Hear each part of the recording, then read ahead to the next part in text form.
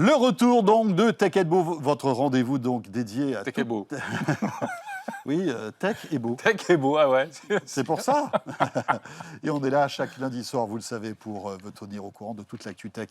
Jérôme, il est temps de retrouver l'un de nos invités préférés. Ah bah oui, évidemment. On est Depuis le d'accord. temps qu'on se fréquente. Mais c'est vrai. Bonjour. Bonsoir, Bonjour, Benoît messieurs. Grunewald. Bonsoir Benoît, ravi de te retrouver. Avec plaisir. Voilà, expert en cybersécurité auprès d'EZ.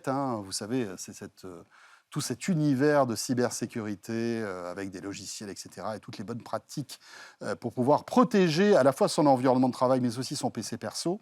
Sa vie, quoi. Et sa vie numérique, plus précisément. Ouais. Et Jérôme, on va parler d'iOS. Oui, parce que finalement, iOS, donc le système de l'iPhone, a plutôt bonne réputation d'une manière générale. L'écosystème Apple a la réputation d'être assez sécurisé.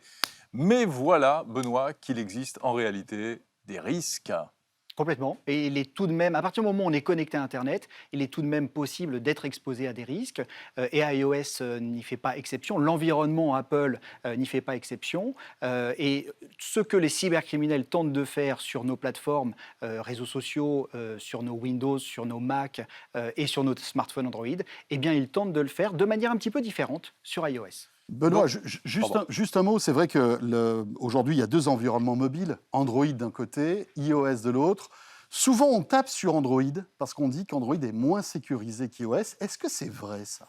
Ce qui est vrai, c'est que par le moyen qu'est l'App Store ou le Google Play Store, eh bien, il y a un grand nombre de logiciels malveillants qui sont injectés et qu'il est possible de télécharger. Et cette proportion est beaucoup plus grande sur le Google Play Store que sur iOS.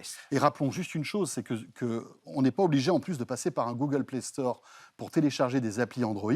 Il suffit de décocher en fait une petite case dans le menu en fait de votre téléphone pour pouvoir télécharger des APK qu'on trouve sur Internet. Et ça, alors premier conseil, on le déconseille fortement. On le déconseille fortement. Et c'est d'ailleurs ce qui arrive à iOS avec l'Alt Store qui est aussi alors, un petit peu plus compliqué à installer et à gérer que sur Android, mais il est également possible d'installer des applications qui ne sont pas celles de l'App Store. D'ailleurs, c'est assez controversé parce que iOS, Apple dit que ça contrevient à la sécurité des utilisateurs et à leur vie privée, ce qui effectivement peut être le cas, mais en même temps, le Digital Market Act, lui, souhaiterait qu'il y ait cette ouverture.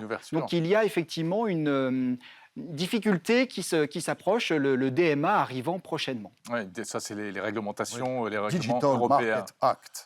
Digital Market Act. Alors, un App Store parallèle, donc... Exactement, les side-load apps, voilà. comme on dit. Quelle autre porte d'entrée dans l'iPhone ? Parfois, il arrive que dans l'App Store officiel, il y ait des applications qui arrivent à passer au travers des mailles du filet. Malgré les sécurités. Contrôles, complètement, notamment par deux moyens. Le premier, c'est de mettre à jour l'app en elle-même. Donc la première version peut être complètement saine et passer au travers des mailles du filet, mais la deuxième peut apporter une mise à jour qui va modifier son comportement.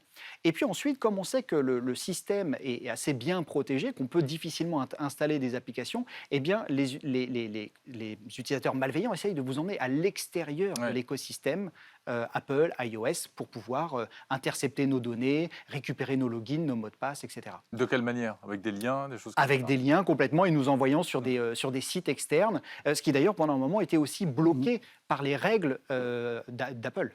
Benoît, quels sont les types d'attaques qu'on rencontre aujourd'hui sur iOS ? L'autre type d'attaque qui est vraiment intéressante, c'est celle où on va utiliser le calendrier pour pouvoir s'immiscer dans iOS et notamment ensuite vous amener à installer des applications tierces. Alors on a vu par exemple le calendrier, donc en fait les invites à Outlook qu'on reçoit, enfin alors plutôt les invites à Apple. Donc, et d'ailleurs on peut vous proposer de vous abonner à des calendriers, les vacances scolaires, de vous abonner à des calendriers tiers. Et en fait, pour peu que ce calendrier tiers soit en fait géré par un cybercriminel, eh bien celui-ci va vous envoyer des invites et dans les invites, il y a des liens. Oui, on peut mettre des liens, on peut même envoyer des fichiers, des JPEG, des choses comme ça. Tout à fait. Et c'est là qu'on a une porte ouverte à laquelle on ne pensait pas forcément, mais effectivement, le calendrier est une forme d'hameçonnage, de spam C'est ça. intégré à l'OS. Incroyable. Arrête de m'envoyer des invitations Piégé. Non, bah, pour mon calendrier. tu me connais, non, je t'envoie rien de piégé. Mais c'est vrai que c'est une attaque assez sérieuse, en tout cas. Il faut faire attention quand Il on faut reçoit être des vigilant. invitations. Finalement, le spam, l'hameçonnage est partout. À partir du moment où on arrive à prendre, à attirer l'attention de l'utilisateur, c'est le moyen de lui amener, de l'amener vers un lien malveillant. Bon, ça, c'est le risque théorique. Est-ce qu'on sait si vraiment ça a un impact important, massif? Est-ce qu'il y a beaucoup de victimes? Alors, massif, peut-être pas. Par contre, il existe une dernière technique pour pouvoir installer des applications, notamment malveillantes. C'est utilisé par les entreprises et ce sont des profils. Et ces profils peuvent être détournés par des cybercriminels pour vous envoyer ces applications malveillantes et vous les faire installer. Et on l'a vu notamment avec des installations de copies de NetMask, un logiciel de gestion de crypto-monnaies, de wallet, qui avait été installé par ce système-là. D'accord. Benoît, est-ce qu'il faut vraiment s'inquiéter malgré tout? Parce que c'est quand même assez rare, non, ces attaques?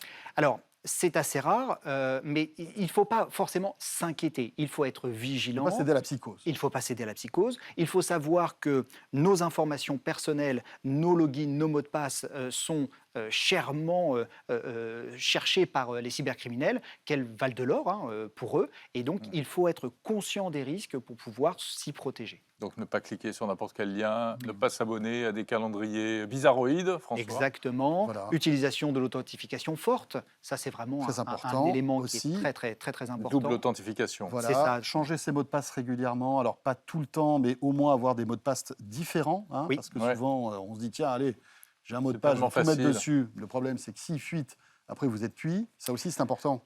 Éviter de jailbreaker son iPhone, si possible. Ouais. Ça existe encore ça? Ouais, c'est. Ah oui, j'ai oui, l'impression d'ailleurs- que c'est une histoire ancienne, ça. en Mais- fait. et non, et c'est une des recommandations pour savoir si on a été piraté ou pas, D'accord. c'est de vérifier la présence notamment des apps les plus populaires pour jailbreaker D'accord. son iPhone. Rappelons que le jailbreak c'est la possibilité en fait de casser le D'ouvrir. coffre-fort, d'ouvrir le coffre-fort de l'iPhone, enfin le logiciel de l'iPhone pour pouvoir installer un App N'importe Store. quoi. On Des va outils dire, tiers ou, voilà, ou tiers. même un peu comme on le fait avec les APK sur Android. C'était très à la mode il y a rajouter quelques des IPA. années. Et puis Bah oui, maintenant, parce c'est un peu passé, qu'il y avait plein d'applis qui n'étaient pas disponibles Oui, pour tout tout le à fait, monde, c'est vrai. etc. Et c'est d'ailleurs pour cela que les altstores sont disponibles. C'est ce retard, entre guillemets, de possibilité de configuration fine et ou d'installation de logiciels un peu sympa, parce qu'ils sont vérifiés avant d'être mis dans l'App Store, que les logiciels sont disponibles sur des magasins alternatifs qui, effectivement, parfois peuvent vous amener dans les Je donnerais endroits dans peut-être un lesquels- dernier conseil, mais je pense que tu allais conclure là-dessus aussi, c'est le fait de mettre à jour ces appareils le plus souvent possible. Et dès qu'on a une mise à jour, on en a eu pas mal d'ailleurs sur iOS, je ne sais Ouais. pas si tu as remarqué Jérôme ces derniers temps, des mises à jour inopinées, ce sont en général des mises à jour de sécurité. C'est Ouais. exactement le dernier conseil. Et s'il n'y avait pas de failles ou de vulnérabilité sur iOS, il n'y aurait pas toutes ces mises à jour. Donc la question n'est pas finalement de Oui. savoir si ça va arriver, mais la question est de savoir si ça peut nous arriver à nous. Et plus on est alerte, moins ça va nous arriver. D'accord, oui, parce que ça a été le cas il y a encore quelques semaines. Apple Bah, parce qu'il y a en le catastrophe iOS a- 16, donc forcément, il y a des petits patchs derrière. Voilà, pour, a rectifier sorti le- une mise à jour de sécurité qui était assez importante. Merci beaucoup Benoît Merci, pour tous ces Benoît. conseils précieux, bien sûr. Alors voilà, il ne faut pas céder à la psychose, mais c'est toujours intéressant de faire un point sur toutes ces menaces. C'est vrai que c'est des choses qu'on répète régulièrement et on continuera à le répéter parce que c'est C'est très vrai. important. Jusqu'au bout.